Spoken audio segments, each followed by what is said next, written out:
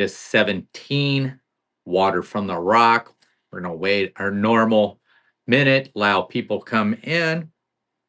So it doesn't look like it's a very long chapter either. It looks like it's pretty short. So we're probably going to get through it really quick. So once again, once we get that 1 minute in, I'll start reading, let people start to come in.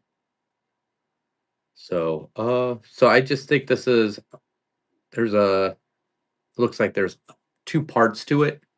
So Kevin, if you're in here, hello. But as soon as it gets that 1 minute, I'll start reading and we're about there.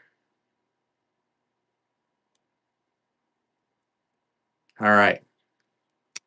Exodus 17, water from the rock. The whole Israelite community set out from the desert of Sin, traveling from place to place as the Lord commanded.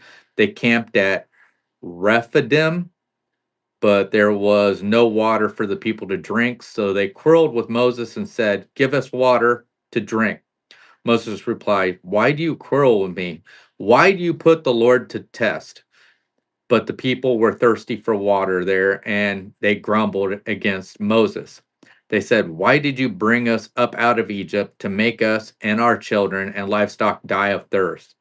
Then Moses cried out to the Lord, "What am I to do with these people? They are almost ready to stone me." The Lord answered Moses, "Walk on ahead of the people. Take with you some of the elders of Israel, and take in your hand the staff with which you struck the Nile, and go. I will stand there before you by the rock at Horeb. Strike the rock, and water will come out of it for the people to drink." So Moses did this in the sight of the elders of Israel, and he called the place Massah and Meribah, because the Israelites quarreled and because they tested the Lord, saying, "Is the Lord among us or not?" The next part is the Am- Amalekites defeated. The Amalekites, I think that's how you say it. It's kind of hard. Came and attacked the Israelites at Rephidim. Moses said to Joshua, "Choose some of our men and go out to fight the Amalekites.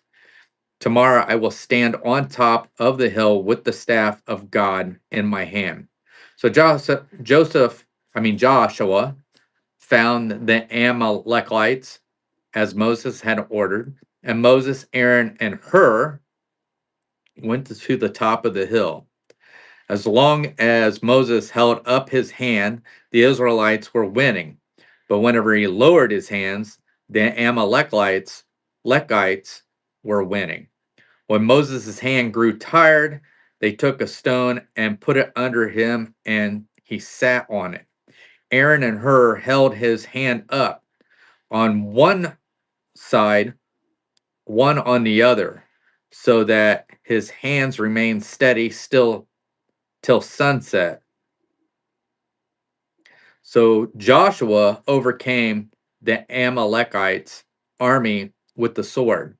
Then the Lord said to Moses, "Write this on a scroll as something to be remembered, and make sure that Joshua hears it, because I will completely blot out the memory of the Amalek from under earth or under heaven."